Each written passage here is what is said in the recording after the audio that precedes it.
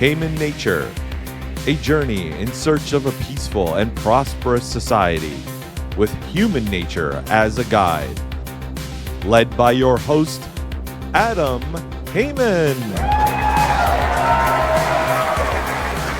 Hello and welcome to Haman Nature. It is August the 2nd, 2024, and I am with a wonderful human being, one James Jenneman. Say hello, James. Hello, James. You're probably wondering why I led with why I led. It's a classic. Why I led with the date. James, do you have any guesses as to why I did that?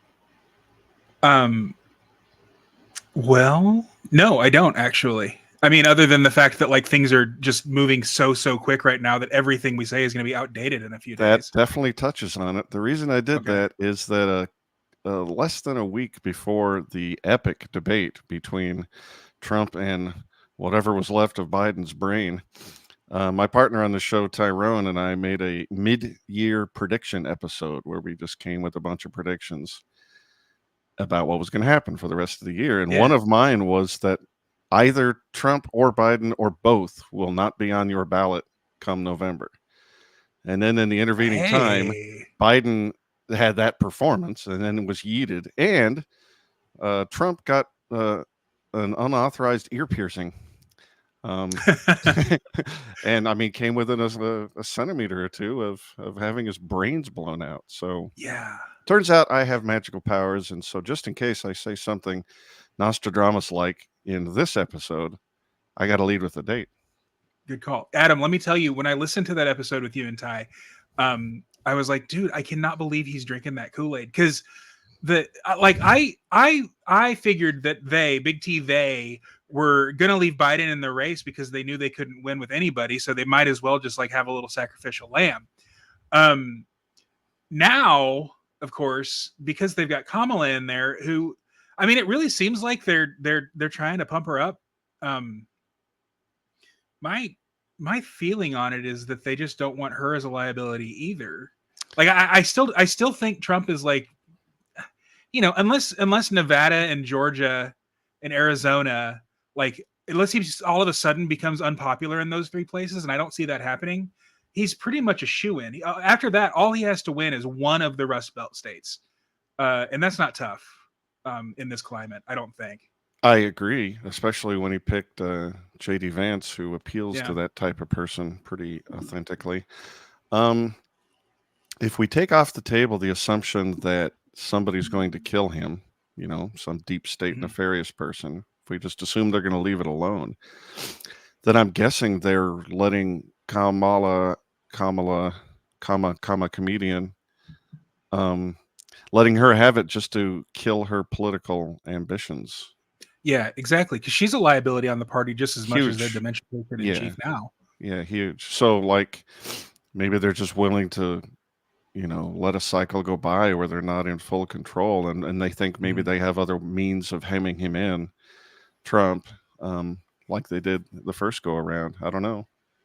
And who knows? Maybe she'll win. In which case they'll have, you know, another puppet, because she's not. It's not like she's coming with an agenda. She's just going to do whatever they tell her. I mean, I guess she's got the thing about Kamala, like, obviously she's opportunistic and, from what I understand, and I haven't read her whole bio, but from what I understand, like, she just kind of failed her way upwards to where she is now. Like, she started out sleeping with Willie Brown or whatever. And apparently Montel Williams had something to do with it too. The talk show host. I don't really know. But man, like, talk about somebody, like, she's never won a national vote ever, not a single vote. She gets elected in California, which should say something, you know. I mean, if you win a statewide race in California, you're kind of out of step with the rest of the country. That's just, you know, that's just kind of the fact of the matter. Yeah, I assume her virtues from the perspective of her masters are that she is a loyal soldier. She'll just do the thing. Integrates herself into the machine and just does what's asked of her, I assume. Because other than that, I can't find any redeeming virtue. She doesn't seem to have an ideology, except, I mean, identity politics or whatever. Yeah. You know, calling yourself a victim. I mean, the first thing she did on the debate stage in the primaries was call Biden a racist. Mm-hmm. And then start selling T-shirts on it. Like she just needed to get that "I was that little girl" or whatever, that little slogan out. He was the convenient target for it. I mean, I'm sure, maybe she was planning on targeting him, but. Well, we live in such interesting times because, like, we talk about the deep state all the time, and I think it's appropriate to, but it's not a monolith. There's a bunch of competing power centers. The military-industrial complex and the media interests and the DNC, which is, I think, split a little bit. Like, Kamala was Hillary Clinton's faction's puppet, and I think it took a little horse trading to get the Obama wing of that on board, because I think right after Biden stepped out, Obama was still calling for an open process in the DNC. And honestly, if they think they could find a better horse, maybe they're just pumping her up for the next week or two until the convention, and then maybe they'll slip someone else in there. God, I've heard that too. Oh my gosh! I just everything like you said, things are just so incredibly in flux that predicting anything it seems impossible. I read an article yesterday, and I don't remember who wrote it, but if you Google "the Prince and the Party," you'll find it. It was basically just laying out how right now there's kind of two ways to run a candidacy. One of them is the individual are the like monolithic guy, and that's Donald Trump. Like, he's the prince is what they call it. He's running basically to be the monarch of the Republican Party or whatever. Whereas with the party, which is what the Democrats have always done, is that you just have like all these interchangeable parts. Like they're not individual people or whatever. They're just, operatives. And the article that I read, you know where it was? It was on Real Clear Politics. And I think Chris Rufo or someone like that Matt guy who Karen Ann Harlos is always butting heads with, Matt, whatever. One of them wrote it. Anyway, that's the whole thing. Like, and both of those models have their pros and cons. Like, I mean, the Prince thing, you can be decisive and you can get a lot of votes, but also if your Prince dies, then who's gonna, like, JD Vance is not Donald Trump, obviously. Whereas with the party thing, like, you get stodgy and you get out of touch with the people who aren't part of the party. But also, if your candidate is clearly in a state of cognitive decline, well, you just slot in the next person, which, it's a nice system. Yeah.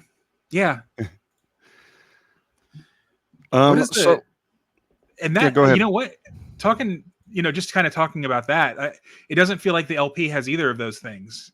Like, there's a very big difference between all the primary opponents in a presidential race for the LP nomination. But also, like, save for like Dave Smith, there's not really a Prince either. I guess if Dave had run, Spike's big. Spike could like, also he could be a Prince. Yeah, well, all we have as far as princes is their ability to communicate, the ability to answer questions, lay out what the political philosophy of libertarianism is and why you should want it. Nothing else really matters too much. I mean, you can have culture war sort of preferences, but ideally libertarianism, as I've argued and written, should be thin. It just says what the law should be, not what culture should be. You can have an opinion about sex work or whatever, but what libertarianism is that shouldn't be against the law. And that is why, and I guess this is probably going to start the interview, that is why I have become so disaffected and distant from the movement and the party. Because, well, let me tell you a little bit about my before journey. You go ahead. I was just about to lead you. I was about to start meandering. I was just about to lead you there. I never did give you a proper introduction. I've known of you as an interesting fellow for a long time, but you and I met properly in Orlando, Florida at a Tom Woods event where he was kind enough to take us to his favorite restaurant there. And we were dining companions, which was a lovely time. But why don't you tell people who you are, where you came from, and why you think what you think? Well, I was born in Orlando, Florida, at a very nice restaurant where they had delicious pasta, and Jenna Woods and Jennifer Haman made it a much more comfortable experience for me than it otherwise would have been. Oh, and I was sitting there just like completely in over my head because I'm not a smart guy. I'm pretty smart. That's not right. But I'm not quite as like I don't have a PhD in history and also like a ton of life experience like you had at the time. I guess I've gained more since then. I mean, it's been a few years. I've been through some shit now, but I just didn't have I didn't feel like I had a whole lot to contribute to that conversation. And so I was sitting there and listening. Doc Dixon was there doing card tricks. And you just out of the blue, you looked at me. This is the first time we've ever met. And you said, James, would you shut the fuck up? And it was so damn funny. And it really made me come out of my shell. And then y'all had me picking the wine, which I don't know anything about wine. But yeah, you single-handedly made it a much more comfortable experience having dinner with, Tom Woods, one of my heroes, and his wife, who I'd never met in person, and now is like one of my favorite people in the world. And anyway, so thanks for that. Publicly thanking you. I'm sure I've said something about it to you in private, because that also developed or established a bit of a relationship. I wish I was a little more in touch with you and Jennifer, but whatever. Oh, us too, but Minnesota's far, far away. Yeah, and it's cold. And I have no business not going to Las Vegas. It's a fun city. I've been there a few times. Okay, but anyway, so I wasn't actually born in that restaurant. That is just where our friendship was born. Although I did introduce you to Tyrone, which is cool. He's a friend of mine here in Minneapolis. That was a good recommendation, my friend. He's great. We were both very active in the Libertarian Party of Minnesota. He was a convention committee chair a few years ago, and I was the committee chair last year, so I was able to work closely with him, getting some advice and stuff like that. And I came up. I came up through no. I was raised in a conservative Republican. My dad always called himself fiscally conservative and socially liberal. Or is that right? Yeah. Did he mean it? And no. But he has he's kind of evolved. Back in the 80s when I was really little and Reagan was the thing and Steve Forbes was still a bit of a thing, especially in Texas where I grew up. I was raised in literally a gold standard family. So things like the gold standard and things like pro-life. I asked my mom one time when I was really little, I was probably 4 years old. I said, Mom, why don't we just make everything free? Why can't everybody just take what they need and not have to work or no, not that they don't have to work, because I was smart enough to know that you had to work in order to produce anything. But why can't we just everything's free? And she said, well, because people would be disincentivized to work. Nobody would want to do anything. How old were you? And I was like 4. And my mom, who doesn't have a political bone in her body, she has no idea what she was even saying, but she explained to me why socialism and communism are just completely bunk. So these are things. I was Catholic, and the pro-life ethos was very, very thick in my family. So those 3 issues: gold standard, pro-life, and anti-socialism, were so ingrained in me that it was just sort of inevitable that I would become a Ron Paul libertarian at some point. But it took a bit of a meandering path. I graduated high school in 2001. I sure as hell didn't want to get drafted.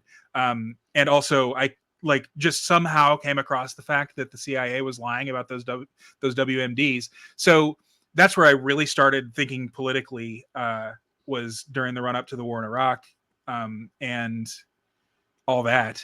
So I was a Howard Dean Democrat, and then a Dennis Kucinich Democrat, and then just a Democrat for a while. Was it the screeching yell that made you a Dean fan? No, it was his ability to have a rally and actually have an anti what I thought was anti-war, but was really just anti-Bush stance on things. We are such a shallow people. Do you think that one yop was really what derailed his campaign? Because he was really popular. Look, they mic'd him so that they could manufacture a scandal. They couldn't. Obviously you can't have an anti-military industrial complex, even if it's just the current thing that he was anti, running for president. In 2008, that became a little bit more realistic. And so Barack Obama, obviously was running on a very similar platform to Dean's. Dean was a little more centrist than Obama, which you don't know it now because the Democratic Party has become such a monolith, like not monolith, but like a hive mind almost, or at least their external facing stuff is. But back then there was a lot of, from the Kucinich left to the, John Edwards, who, was basically Trump with good hair on towards the center of the Democratic Party.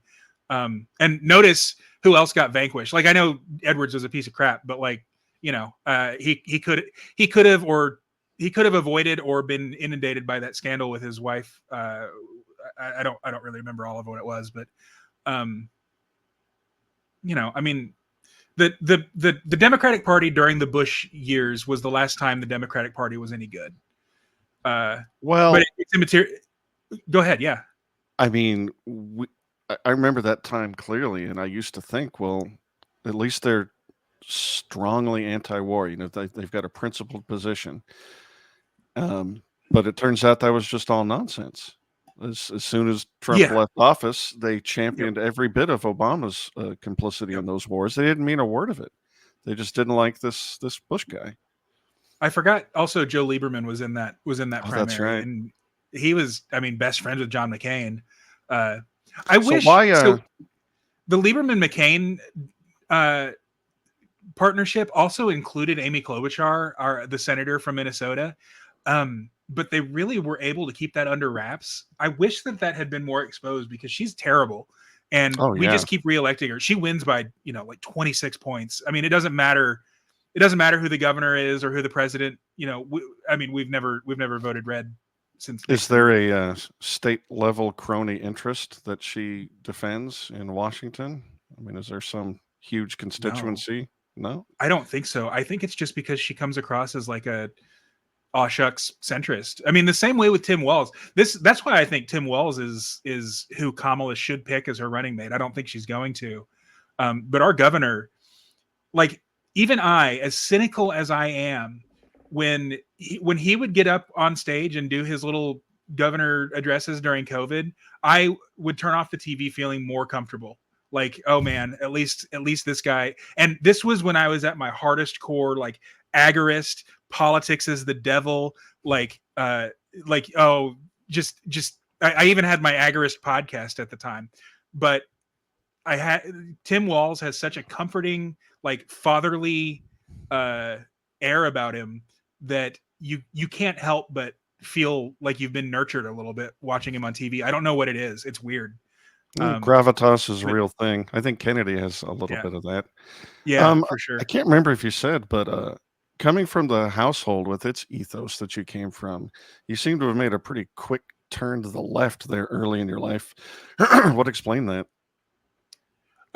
Well, okay, so right after high school, I moved to Minneapolis because I just didn't. I was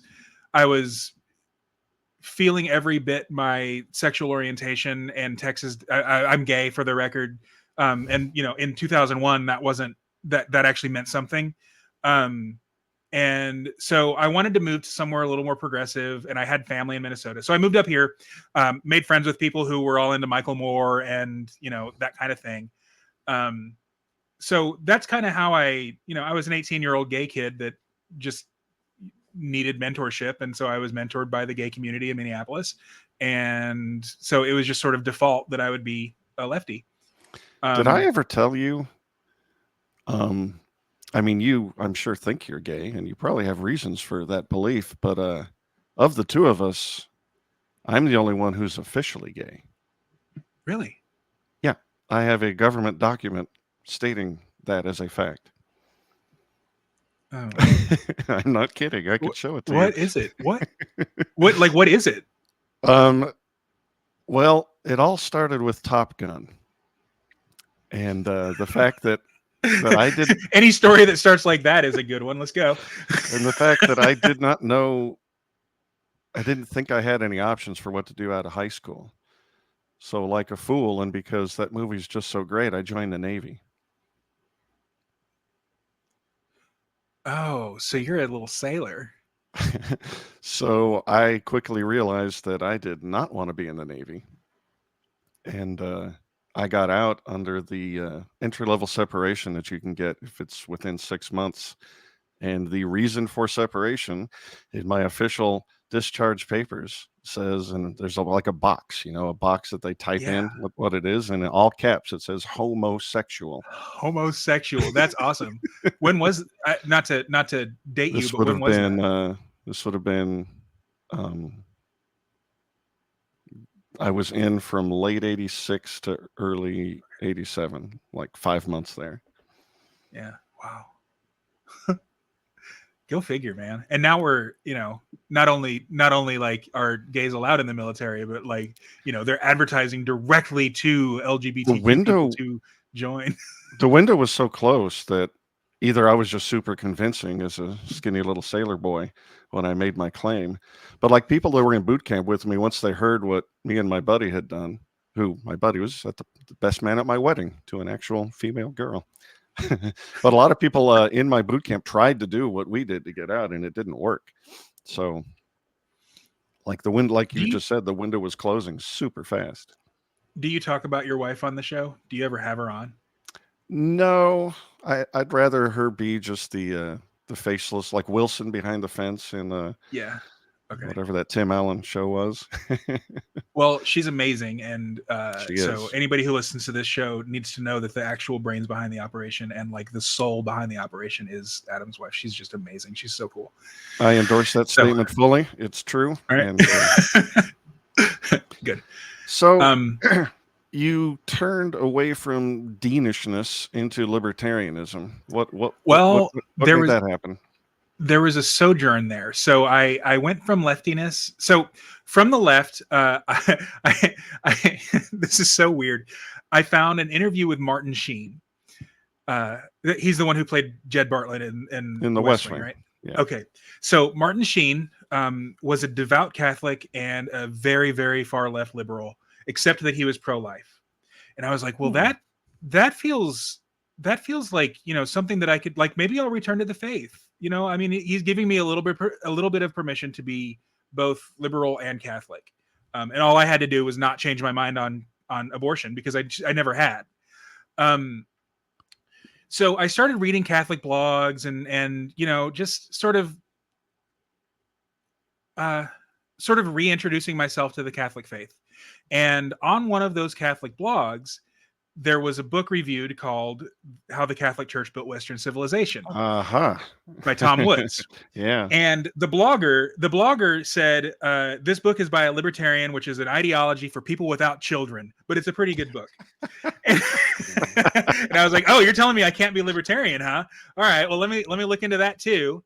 And then that same blogger in 2008, he endorsed Ron Paul because Ron Paul was the only pro-life anti-war candidate. And so that was really my like the straw that broke the camel's back as far as that goes. I fell away from the faith, but fell into Ron Paulism, which then I think by about 2010 I was like a full-on ANCAP. I had read For a New Liberty, and the rest is kind of history. I joined the LP in 2012, became real active when things became controversial and the Mises Caucus was formed. I had definitely had my sort of alignment already was in place. I was a Mises Caucus Facebook group member before it was even like a PAC and everything else on day 2. And yeah, that's it. Now I'm much more of like a right-wing coalitionist because I don't think that ideology does much good in the face of what we're facing. Let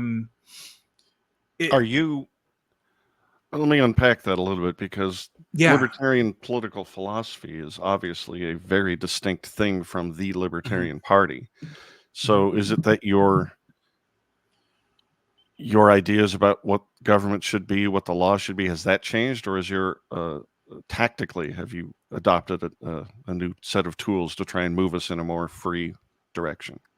Kind of both. It really depends on who you ask. To me, it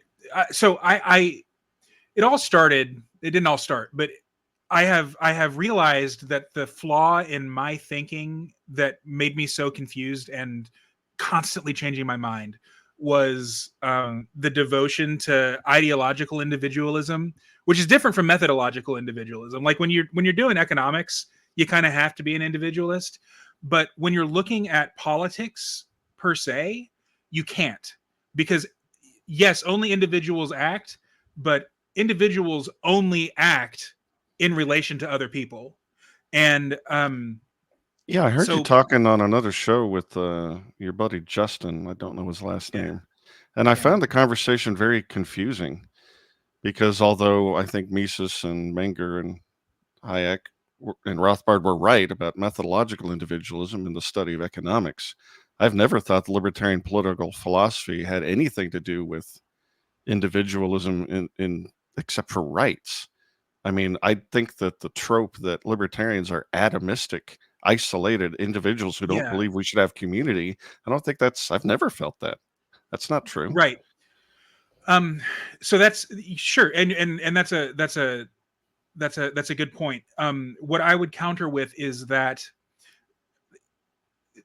I don't think that the like individual rights model tracks with reality. If I want to live in a well-ordered society, and I think that is like the paramount right for humans. Humans, we by nature form societies. That's just kind of what we do. Definitely. And so if my society says like you no, you don't get to go fuck dudes, you have to get married, yes, that is a violation of what I would understand to be my individual rights, but I think it's the right of that particular society to put that restriction on me, and I should go find another society if I'm gonna buck that. Well, if we're So talking about so a so covenant, so so so so and that's the next point, right? um I don't think that the covenant needs to be like formally established. I don't think that you need to sign a contract to join a Hoppian community, because the Hoppian model breaks down in the second generation. As soon as everybody who signed that original covenant or agreed to it or whatever, and that's why the constitutional system doesn't work either, because as long as but I think everybody in the society but I think values, human nature lets it work as long as the communities are small enough that when people turn yeah, 18 and want to bail, they can just leave and go to a different yep. one. See, and that's kind of the point, and that's why I still love the decentralized revolution slogan for the Mises Caucus. I Yeah, just don't think that the Libertarian Party needs to exist at the national level. I think that what we should be doing at the national level is finding the team that we align with the most and just fucking do that, because we're not winning elections, obviously, but we're also not educating people. When you have the Libertarian Party of Louisiana, which is as far left as they get, because they're in Louisiana pushing back against Louisianans, and then right. you've got the Libertarian Party of New Hampshire, which is the exact opposite of that, because they're in New England pushing back against New Englanders. It doesn't matter who your presidential candidate is. I mean, whether it's Chase Oliver or Josh Smith, nobody there's no way that nationwide party is going to be happy with the result. I think the problem is just that we think in monoliths, like as a country, maybe as And a planet, but we don't have to.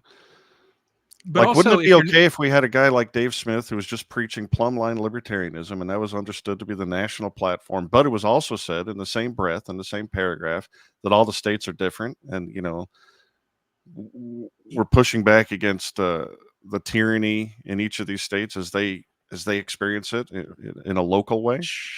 sure, that's cool, but what happens there, and God, I know this is heresy in third party politics, but what happens there is that dilutes the voter pool, and you end up with a Joe Biden or a Hillary Clinton or whoever as your president.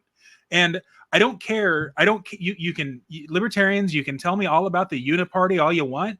There is a difference between the Republicans and the Democrats in the 21st century, which the 21st century started in 2016.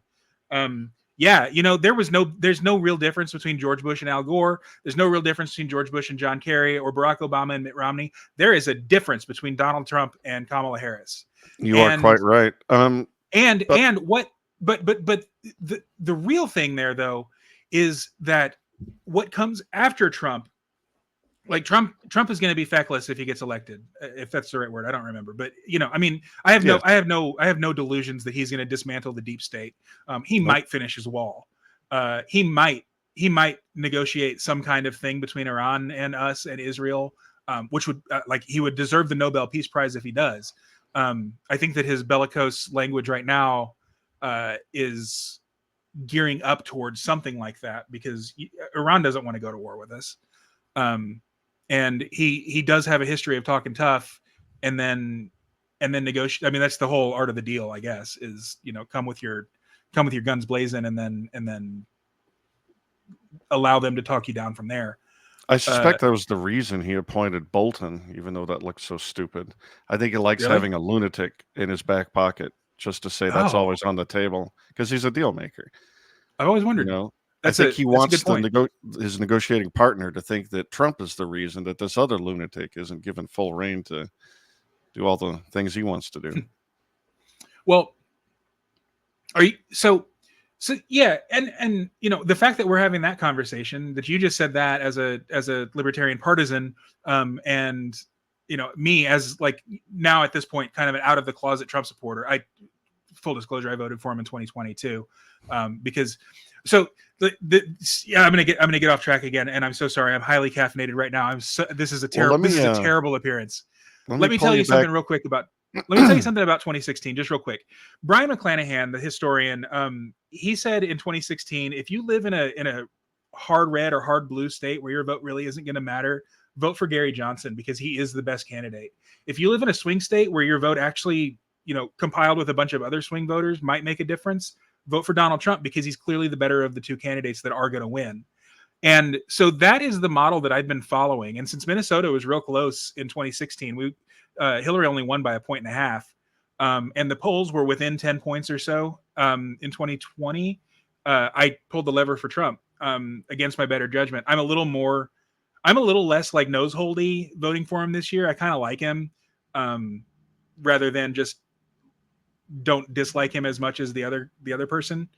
I voted for Trump in 2016, and it was obviously the right choice. Yeah, because and you're in an actual swing state. Yeah, and Hillary Clinton was obviously primed to set the world on nuclear fire. She's the most war hawkish human being on the planet in 2016. I thought it was an easy choice, especially since the campaigner Trump was even more anti-war than the actual president. Yeah, which is probably normal. But do you think that Russia would have invaded Ukraine sooner had Hillary won that election? Well, I think the forces in play in that, the CIA did a coup in 2014, and I think they did one in 2004 as well under Bush. So you can imagine that if Hillary had won, whatever pressures were going on in Kiev would have continued. I assume that Trump's presidency ameliorated that a little bit, except the deep state worked behind his back so much, maybe that's not even true. And of course, Vladimir Putin and the interests of Russia as they perceive them are their own thing. So I don't know. Trump is big on saying this wouldn't happen if I was in there, and I don't know if that's the case. I think that the eastward expansion of NATO up to and including and threatening to include Ukraine meant that, and the shelling of the Donbass for 8 years after 2014. I think it made what Putin was going to do just inevitable. As Scott Horton's soon to come out book makes the case clear for, they were provoked. by the West. I mean, just obviously. As to the timing, heck, man, I don't know. I just remember, actually, I think it may have been a Scott Horton on Tom Woods during that election cycle. I feel like it was conventional wisdom in our circles that if Hillary wins, we're going to war with Russia. So it just felt a little bit prescient that, like, as soon as there was a Democrat in office, well, there we go. We're in a proxy war with Russia. Well, she wants to go to war with everybody. I mean, I don't know what's wrong with that woman, but she pressured Obama into destroying Libya. And that's just, page 400 of her list of warlike crimes. She's just awful. I literally think she wants to set the world on fire and get rich doing it. You mentioned earlier that the left is different than the right now. And that's for sure true. Like, the left just went insane. I think their turn into the poison that is identity politics makes them right now much more dangerous than the right. But that's also because they just hold all the levers of power, and I'm by no means certain that if the right held those levers that we'd be any better. I mean, they did hold those levers of power when the neocons took over in the late 90s, right? That was hardly awesome. Yeah. And you also said you left the Libertarian Party because it's like not the right vehicle, and I'm totally receptive to that theory, like as Tho Bishop and others like him present it, and I'm certainly happy with people. You go ahead. Are you still on the LNC? Yeah. Okay, I want to be clear. That's why I'm going to tell you who I voted for in 2016 and not 2020. All right. Well, I want to be clear that I have not renounced my membership in the LP. I'm a lifetime member. I spent that $1,500, and damn it, I'm going to call myself a lifetime member because I do still I mean, if the Libertarian Party is going to exist, I want it to exist well. I think Angela is the absolute best thing that could have happened to the party because she is building these coalitions and stuff. I just wish that they didn't have to run a presidential candidate. Although, I mean, it looks like Chase is going to pull some votes from Kamala, that's cool, I guess. Yeah. I mean, I wish him well. He can answer the questions in the libertarian way.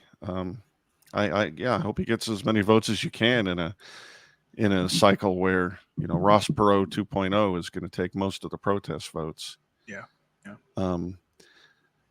But I like very much that I think our culture is moving in a libertarian direction, and how that shakes out politically, I'm happy if that goes through the Republican Party or the Democratic Party. And I do think tactically there's a use for a third party as well. Mm-hmm. And until, that's the lever I'm pushing on right now. I'm in the party here in Nevada. I'm on the LNC. And if I were to think for some reason that was no longer the case, I'd drop out and, join one of the other parties. But I think our culture is like the insanity of the last handful of years has made the mask drop, as the kids say. Our leaders, I don't think most people think that they can trust the media and the politicians. And I think that's a great thing. I think people are leaning into decentralization. I don't think people trust elections, and I don't think they should. They're designed to be opaque and not trustworthy. And if you don't trust elections, maybe you're going to think twice about the poison that's democracy too. Because, Yeah. And I wish that, so I think part of my disaffection with the LP and maybe even the movement at large is that, man, I spent thousands and thousands and thousands and thousands of dollars and hours and like literal blood, sweat, and tears, not being metaphorical. Mm-hmm. Like, I have sat there hugging people and crying, both because of negative and positive things that have happened in my little career as a volunteer for the LP. If it's too big a piece of your life, it's probably a mistake, just personally, Yeah, for sure. Especially, I mean, I don't have all of my other shit together either. I mean, I'm in a stable relationship. I have a stable job, and I'm making okay money and that kind of thing. But I mean, I've got a lot of debt I need to pay off.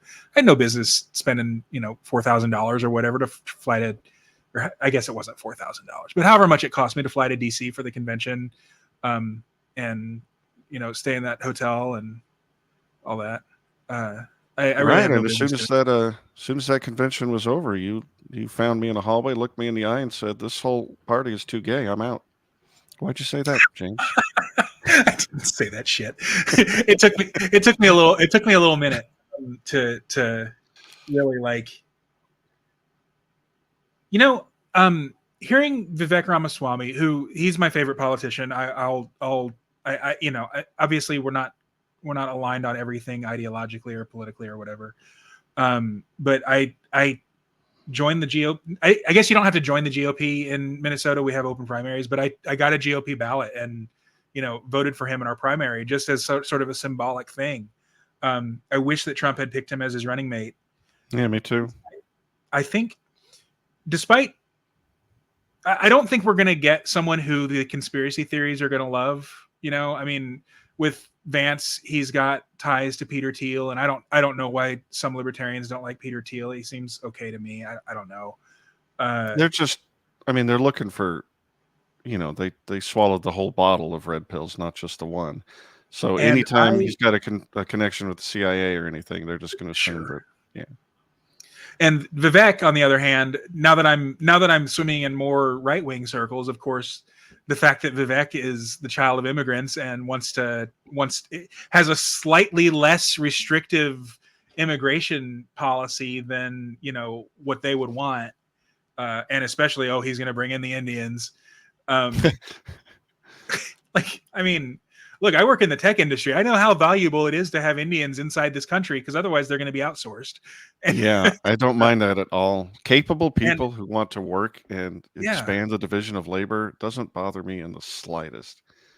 And who pretty well fit the culture. I mean, that's the most important thing. Yeah, I don't want I don't want people coming here trying to destroy what's left of our republic. But yeah, if you're down for the American way of life and the culture, and come on, the more the merrier. And industrious and smart, and so plus Indian food's delicious. I hate to sound like a cringe liberal, but I like food, clearly. It is.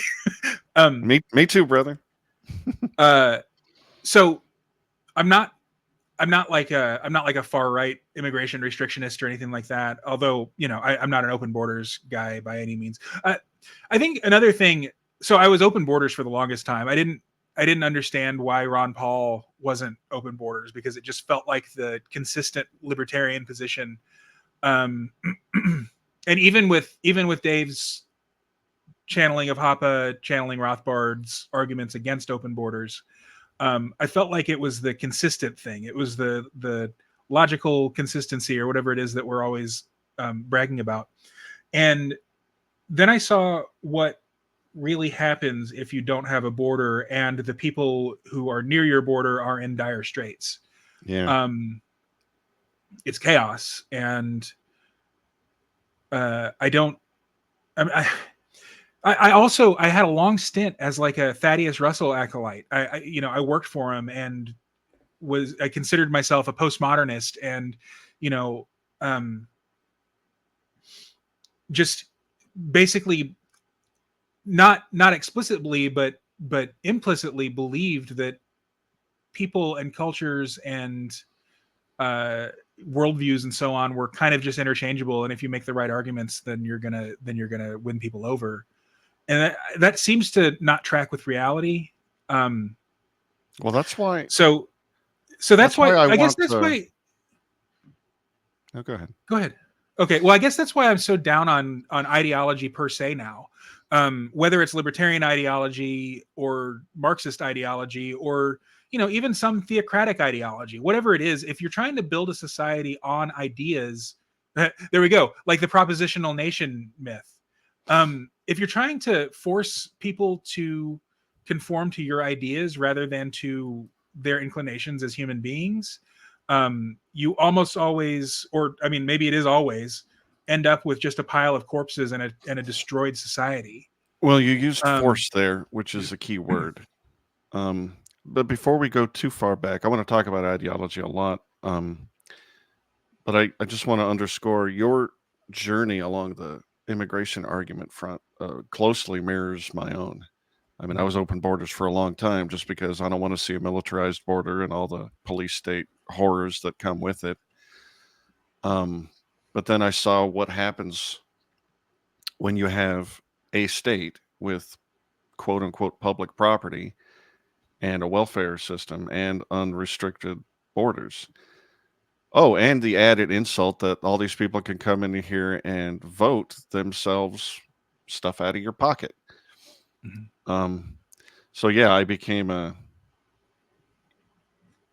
want controlled borders and a very open policy and a return to a free nation, obviously. Yeah. But one of the little mental models that helped inform my intuition is just a small town with like a public park, say. Yeah. And anybody can be in the park because it's for the public. But it's small, And then one immigrant comes over and just decides to hang out in the park always. And like, that's okay. You can handle that. It's just one guy. Well, what if 10 more come? What if 100 come?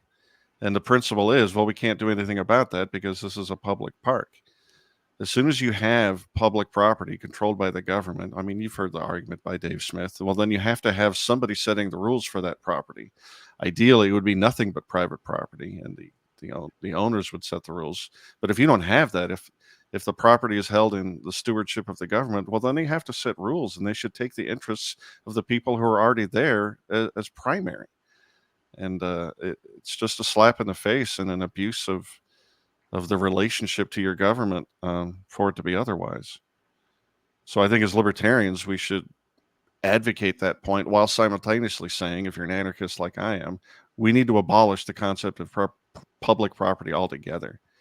You can have parks in an HOA, established by contract with rules, but you can't have the government controlling them and then simultaneously just allowing all comers to come live there, because who cares?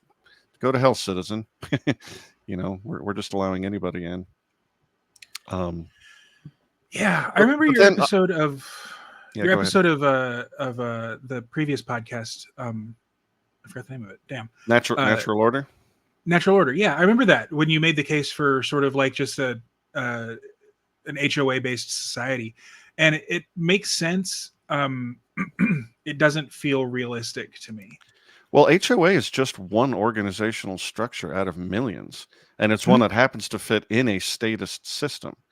I don't think HOAs are the be-all, end-all. It's just like a glimpse as to the sort of order that could be created on a voluntary basis. Yeah. It's still pretty static, It's just like, again, it's just one model. You could have thousands. That's what I mean, though. When you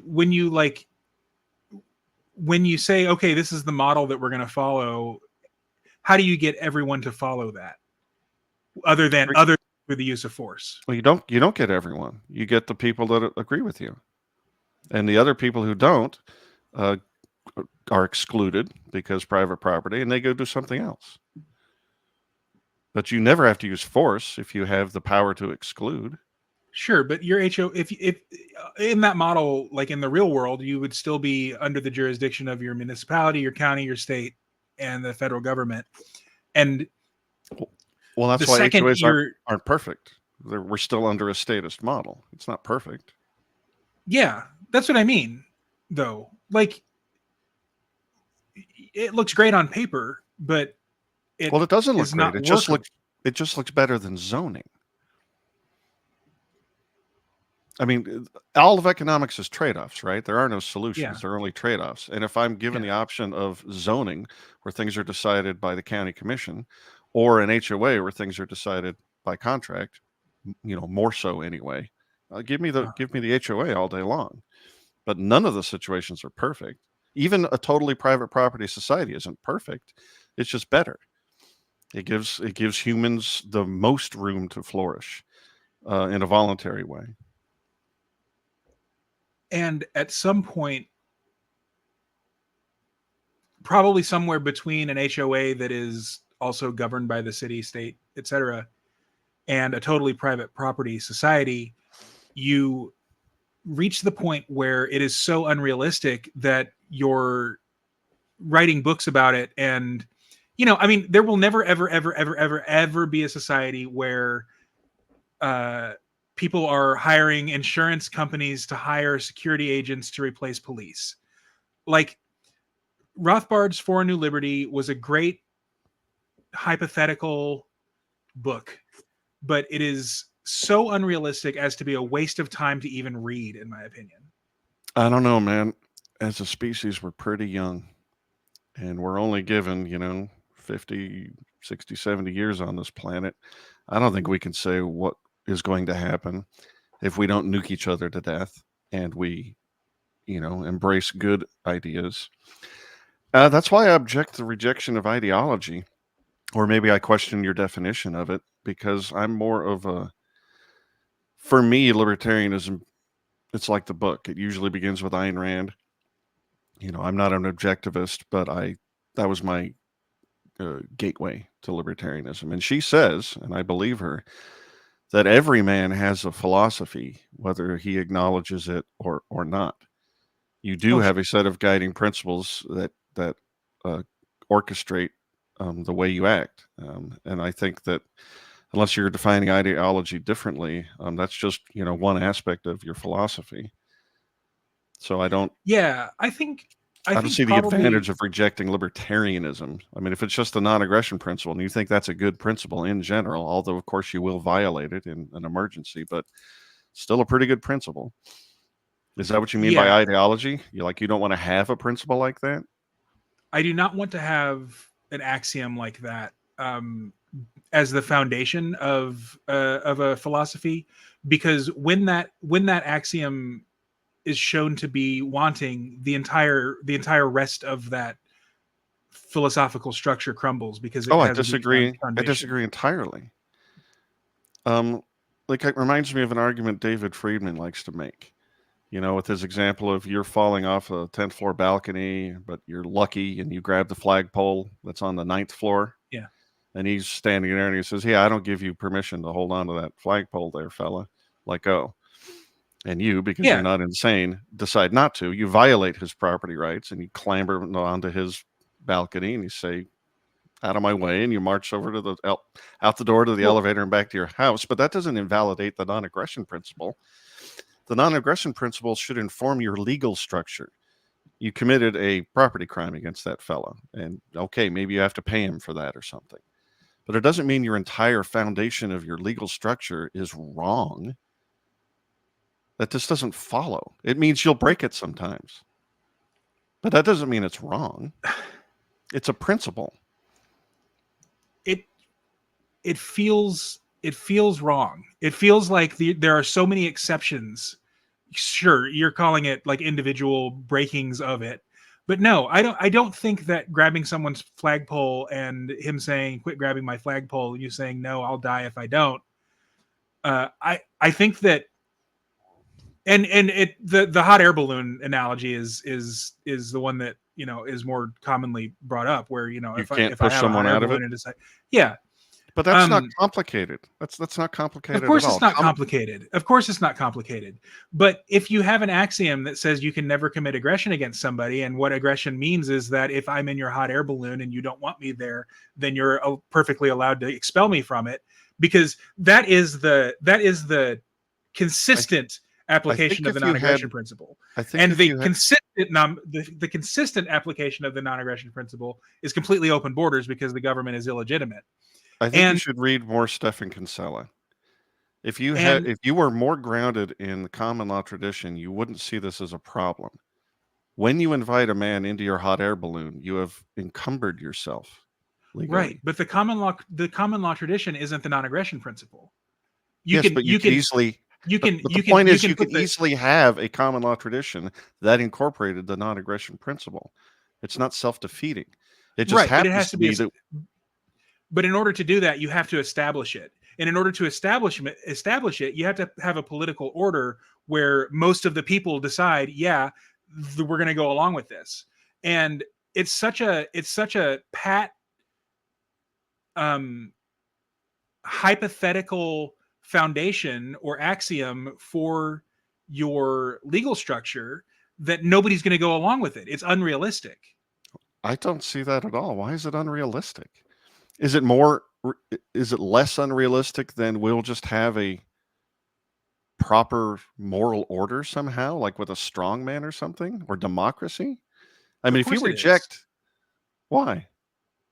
Well, because that's how societies lay themselves out in actuality. Like for every flash in the pan, oh, we had this thing in Northern Europe once that kind of looked like a libertarian structure. You have infinite numbers of societies that built themselves around either a chieftain or a republic or a democracy. Well, if we're talking about hierarchies, I think those are integral to human nature. But the use of force arbitrarily without a defining and guiding principle that is accepted by that society in a bottom up way, I don't think so. I think that bottom up thing is much more in line with our human nature than top down. And I think that's what history shows because it doesn't last.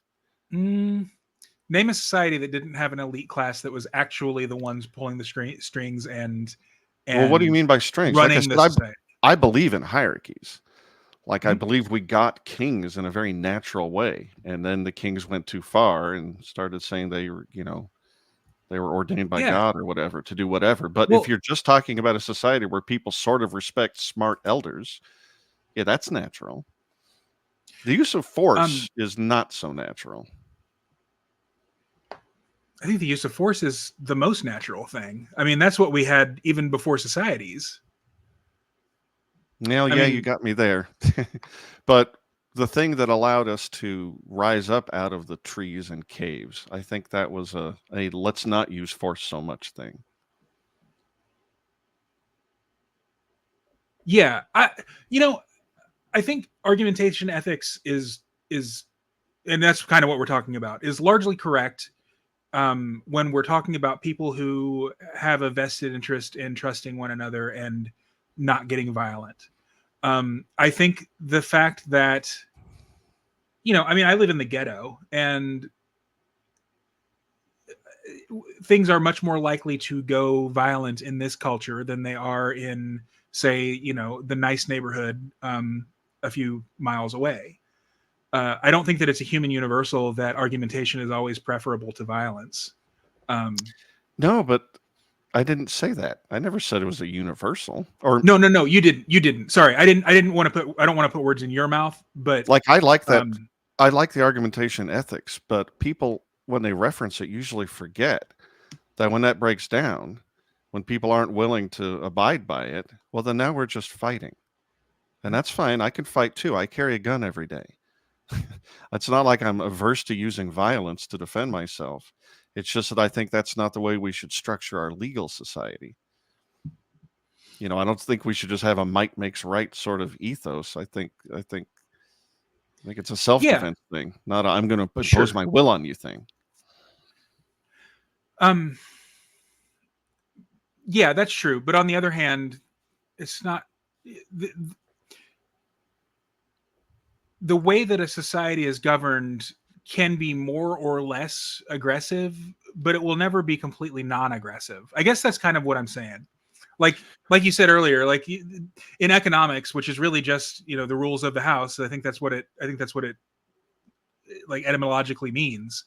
Um, there's no solutions. There's only trade-offs, and when we live in societies, we give up a little bit of our individual autonomy. Of course, Right. lots of it. Let me But give you if we're another. not, but if we don't do it willingly, we're going to do it anyway. We are Is going kind to of what do I'm it saying. willingly. That's what I'm saying. Let me give you another meme that would maybe flesh out what I'm trying to get across. I believe in a hell of a lot of governance, lots of it. I just don't want that governance provided by a monopoly institution.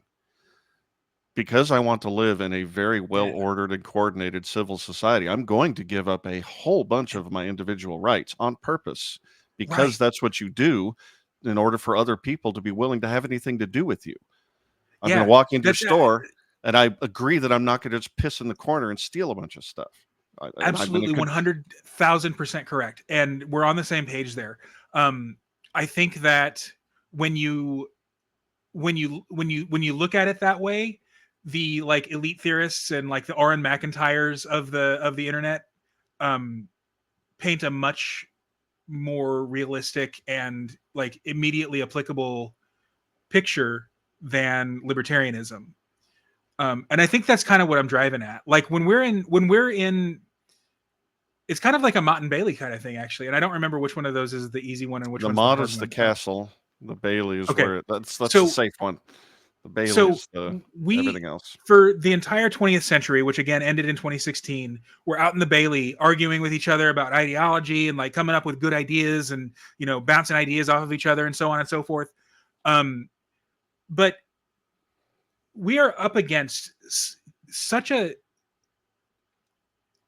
global elite and their allies, which is the Democratic Party in America, and a lot of the Republican Party too. Like I'm not saying that that we're, you know,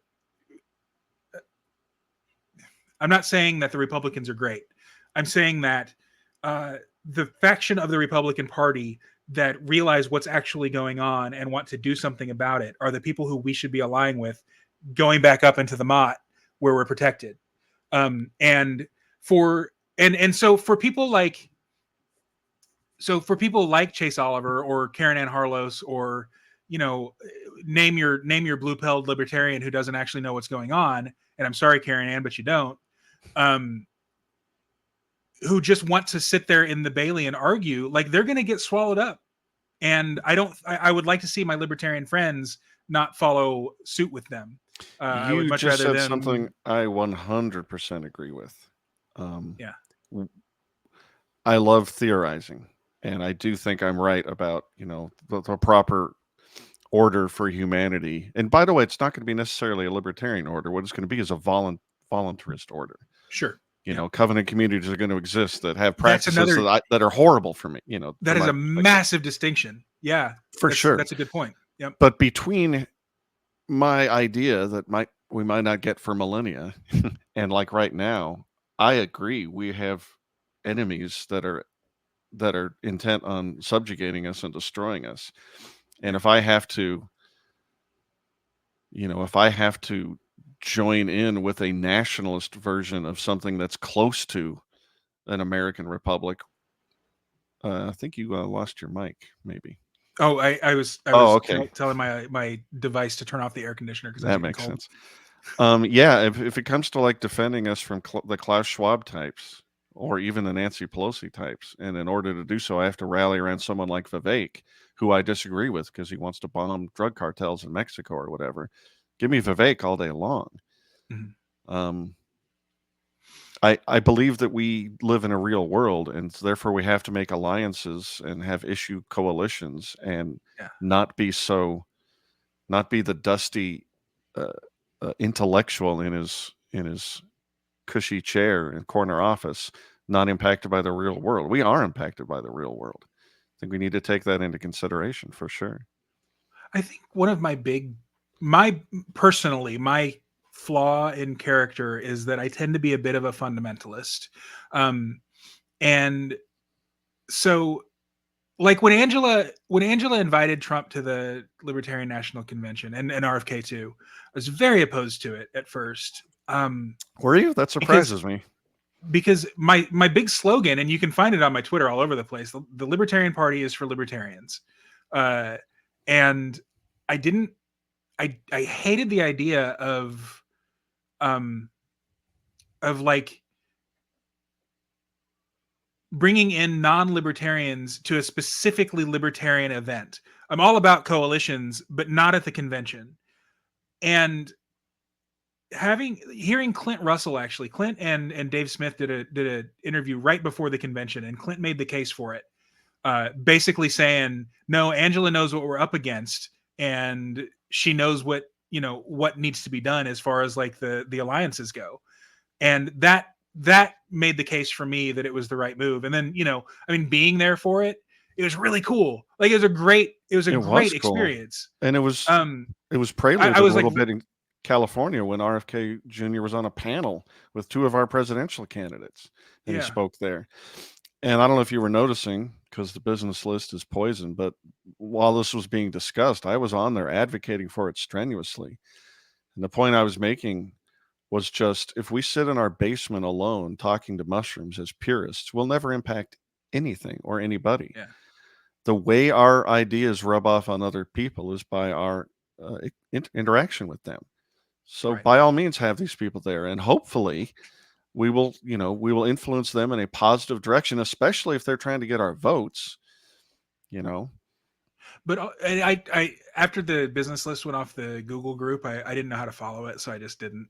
I used to be on it all the time, but the other thing. So back to like my fundamentalism, I also feel that I'm kind of the same way about the nap. Like I when I'm doing ideology, like, and when I say doing ideology, what I mean is theorizing, I guess, or at least discussing theory. I don't fancy myself a theorist, but to me, if you're muddying the waters with exceptions and like, oh, sometimes you break the rule, like, to me, that just means the rule doesn't exist. And in my rigid, probably a little bit on the spectrum brain, that just doesn't compute, and it stops being fun because, Yeah, I think you're not. I think it's a because common mistake, and I had it too when I was younger, but I think you're misunderstanding what a principle is and what happens when that principle people have comes told me that into before too. when that principle comes into messy conflict with the contextual real world. Like, even the term property rights doesn't tell you exactly what's supposed to happen when you and your neighbor have an issue with the adjoining wall and a tree growing here and water from his sprinkler going over there. Mhm. Like, that's all very messy and muddy, and it's context driven, and it's culturally driven. Like, what are the norms? So even something that's as simple and pure as the principle of property rights gets messy when you get into the particulars. And that's true for all principles. But that doesn't mean that the principle isn't useless. It means you need to understand the difference between a principle and its application in context, and when you're going to violate it. Like, if I'm trapped in the woods, in the snow, and I come across a cabin and I'm starving and it's not my cabin, I don't care. I'm going to break into it and feed myself and call for help. And I acknowledge that I did something, wrong. I hope he forgives me. I'll pay for the damages, blah, blah, blah. But that doesn't mean that it's wrong to have a rule that you don't break into people's cabins. That's a good rule. That is a good rule. Yeah. Okay. So that's a good point. So what is the point of the Libertarian Party then? If the Libertarian Party isn't going to be purist in its libertarianism, then why should it exist? It is pure. I mean, we're advancing policies along the lines of the non-aggression principle. I want that to be the rule. I want that to be the law, even though I'll break it in certain circumstances. I don't think there's anything inconsistent about that. And since we're in such an amazingly unfree situation now, I think the purpose of any political action is just to move us closer in that direction by any means that we can. Like, I had an argument with Stefan Kinsella, who's an amazing and generous human being. I love that dude, but he disagreed with me on school choice. I think it's worthy to push in that direction, even though ideally what we want, obviously, is the abolition of all public schools. But I think there's many, many, many reasons to accept school choice as a permissible destination on the way, rather than like a mistake and an error in tactics or whatever. And I turned them around a little bit on that. I'm very proud of myself. Years and years and years ago, I think it was Bob Murphy on the Tom Woods show. They were making the case against school choice. Jacob Hornberger is on that page too. I just think they're all wrong. Yeah, and Hornberger, who I don't understand how Hornberger is both like the most like cringily purist libertarian on the stage, but also is a minarchist. I don't understand how. Right? Isn't that weird? He's so confusing to me, and I mean, I love the guy. I'm sure. I've only met him once, but I like what he wrote back in the day. I've been a huge fan of his for decades, but boy, I have some disagreements with him these days. Stuff like that just eventually feels like the angels on the head of a pin type thing. Like, I guess it's really just more like what I'm interested in reading now. maybe is what I'm shifting. It's not even like my worldview, although my worldview has changed. Like I'm no longer a Thad Russell Your worldview postmodernist. should change. And I have a theory. It just occurred to me, and I'm not accusing Jacob Hornberger of this, because how in the world would I know? But I do think there's a problem when you're in that position where you're you're a libertarian think tank, for lack of a better word, and you're funded by donors. I mean, there's a very real risk that you get sort of captured by your most influential donors, and like maybe they'll get you to embrace some positions that maybe you know are a little inconsistent. I wonder who his donors are. Interesting.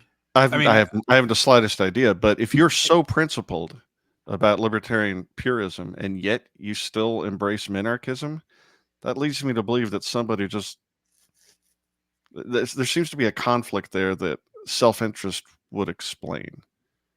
And again, I'm not accusing him of that. I haven't the slightest idea. But anybody in that position could find themselves going, "Oh, well, I just don't want to talk about this because I've got a donor who gives me $100,000 a year, and they drop me if I change my opinion on X, Y, or Z." I don't know. It's something to think about. It's a problem I'll never have.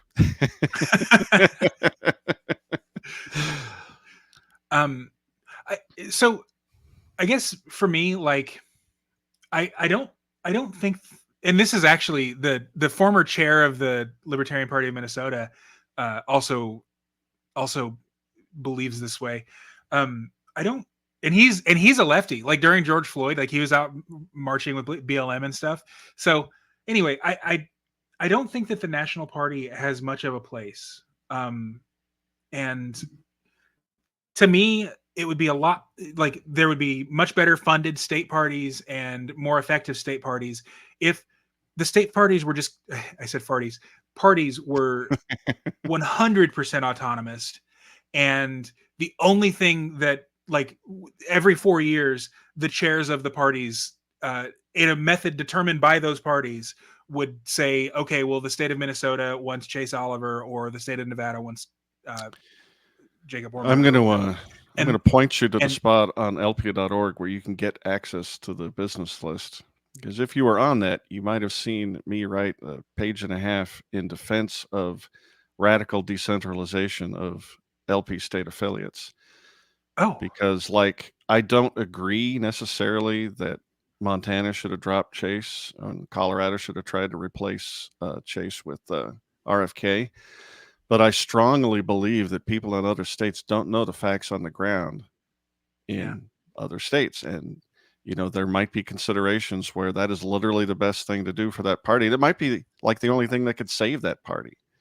And I think I truly believe that national, while it should exist, I can think of great reasons for national to exist. I think it should do less, and it should embrace a philosophy of decentralization, because that makes for a stronger, more robust, more dynamic, more anti-fragile institution.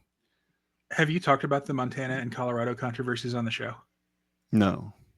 Okay, can you just give me the upshot of both of those things? I know that Colorado was going to nominate RFK and Karen Ann threw a fit.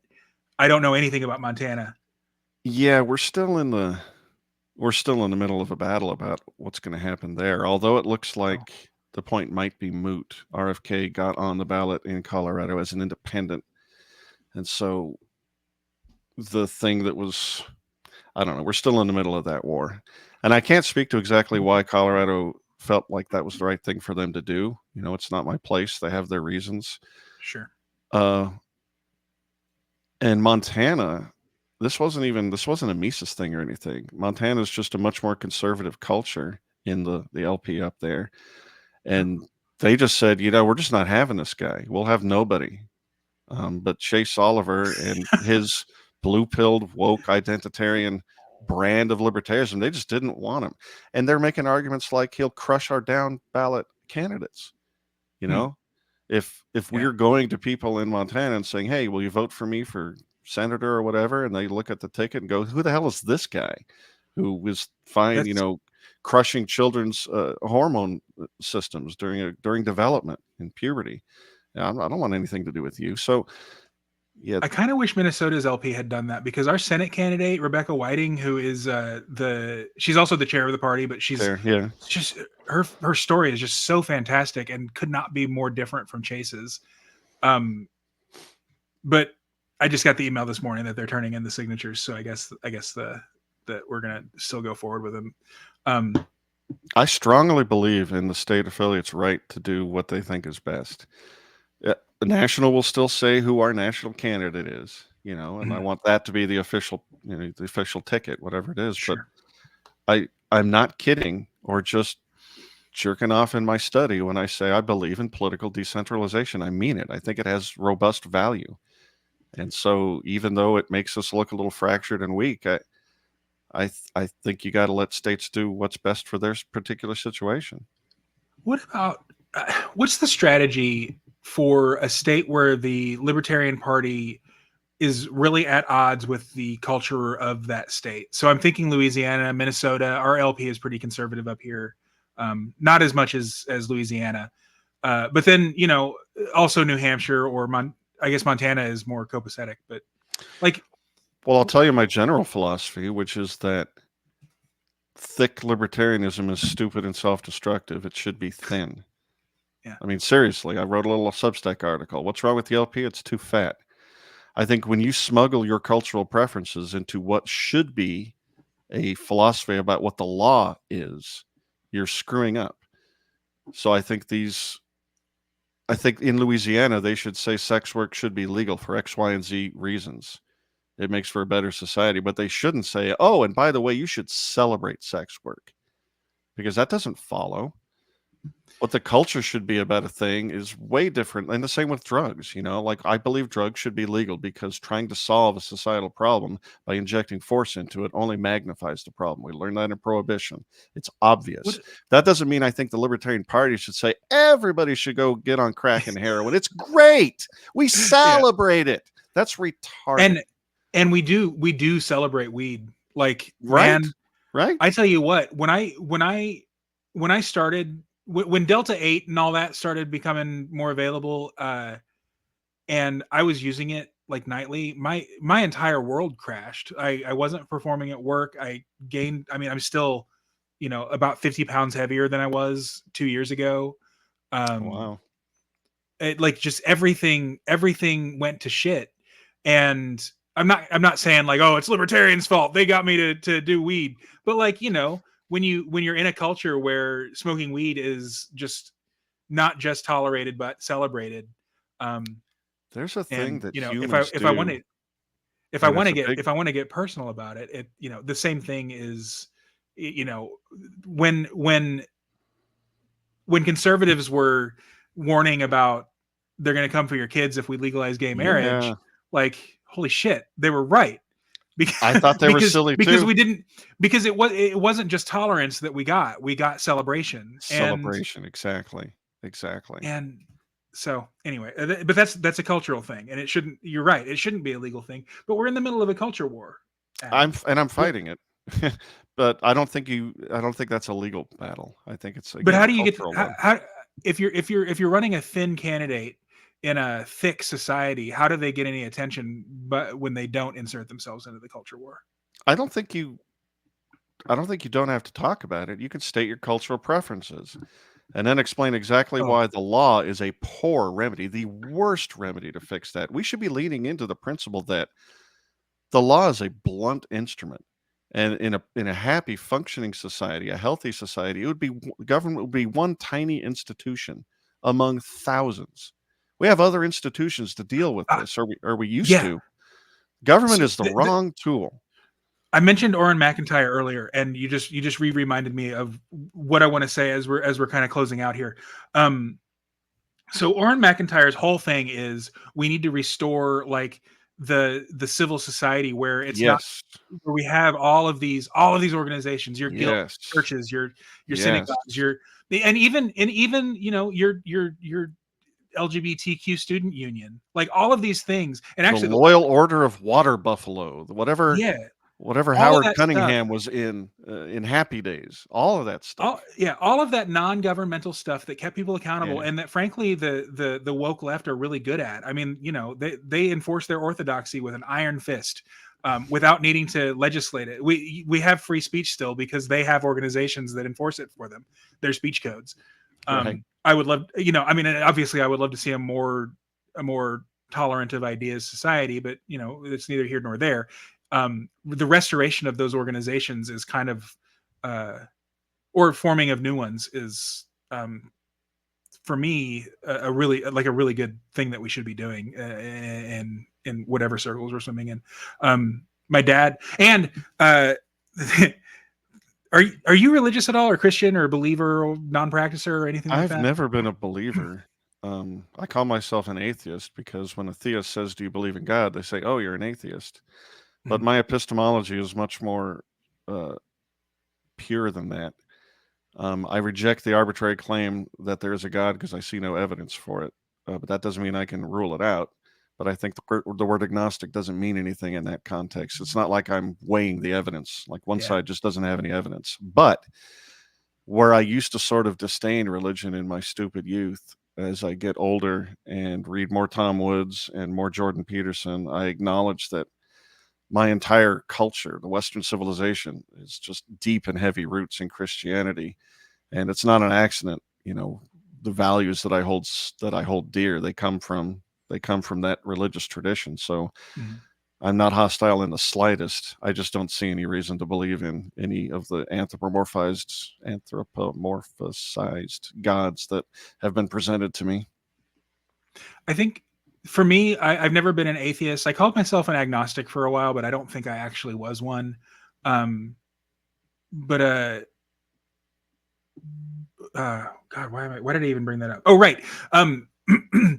Jonathan Peugeot has, and I'm sure other people have been talking about the reenchantment of society and how we're just kind of due for some kind of religious revival. And even secular people are becoming more spiritual in their secular. I agree. Like I've always been a myth guy. I've always really found deep meaning in those old stories about virtue and human nature, and they're guides, right? They're guides for how you should act, or warnings about what happens if you act wrong. I think those are deeply important to our culture. And as we rejected the more puritanical, abusive elements of theology, we also threw out all this great stuff, this mythical stuff about our nature. And I think, I didn't know Jonathan said that, but I think he's exactly right. We need to, and we did it for a while, right? In culture, like with the Western, or with like even superhero movies, like our narrative structures kind of give us an idea about what good behavior and bad behavior, but it's a little shallow unless it's really deeply rooted in old archetypes. I think we need a revival of that big time. And I feel like it's coming. I don't know. So Disney has always been like the storytelling organization in America, and they are suffering right now. They're not like their obvious ideological or political, cultural, whatever messaging is falling on deaf ears at this point. But movies like Inside Out are doing well. Inside Out 2 was phenomenal. I don't know if you've seen those movies, but they're really good. I saw the first one. I heard good things about the second. The problem kind of though is that they don't include like a call to heroism. They include a call to self-awareness and it's all about the internal world. And while there's something to be said for focusing on the internal world, the mythology piece that actually holds a society together is in my opinion a little more important. You need to understand your internal world, but we act in the external. I mean, that's how we make everything about our lives, everything about our society. We need hero myths big time.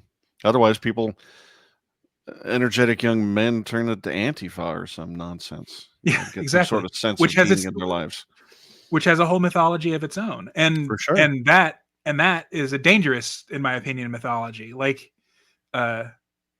the idea that we are like on the verge of a Hitlerian renaissance is so absurd to me.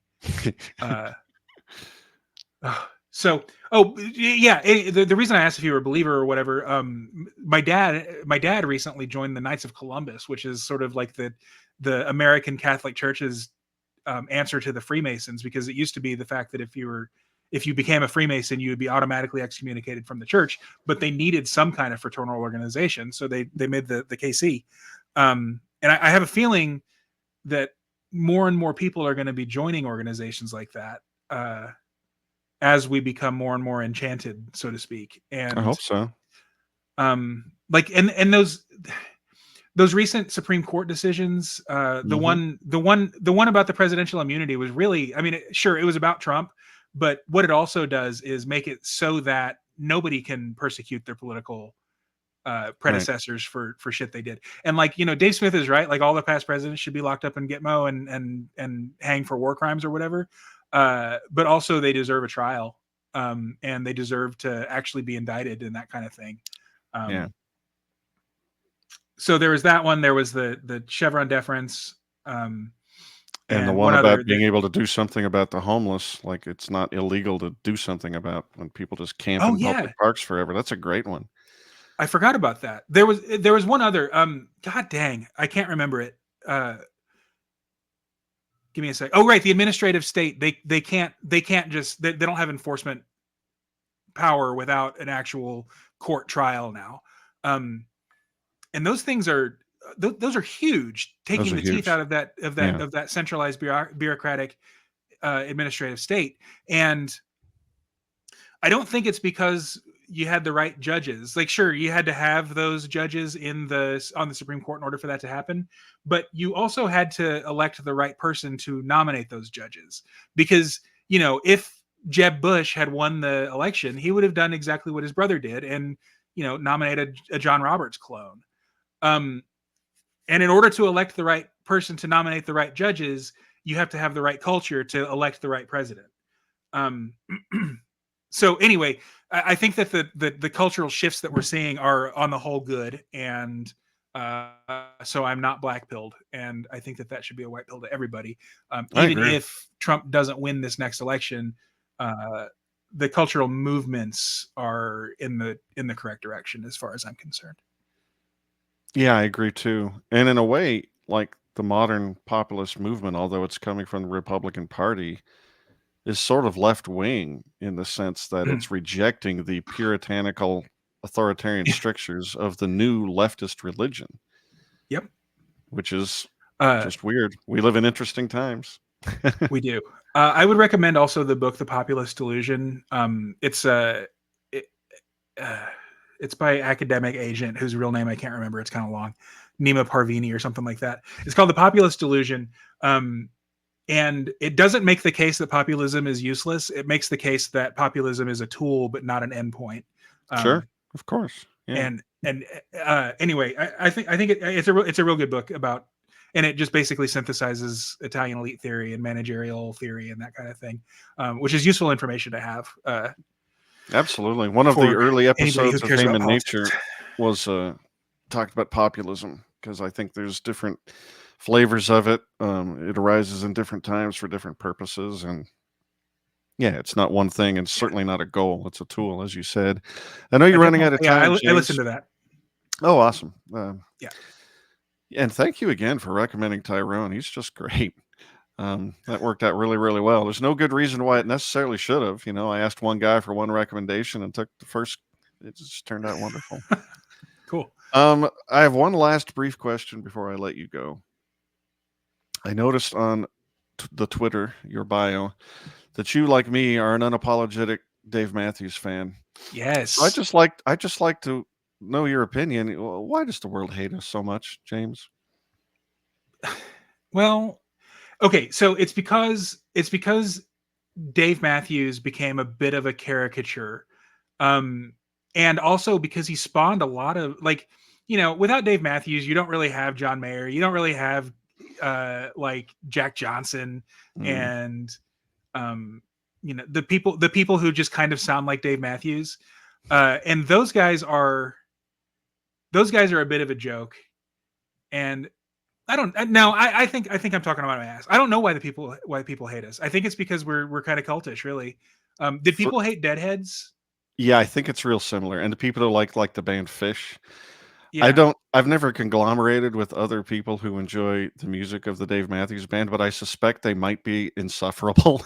Like Probably. talking about the greatness and the jazz infusions and blobbity blue. So what's your favorite song and album? And then I have to go because I do have a meeting that I'm gonna have to join. The first song of theirs I probably heard was either Dancing Nancy's or What Would You Say?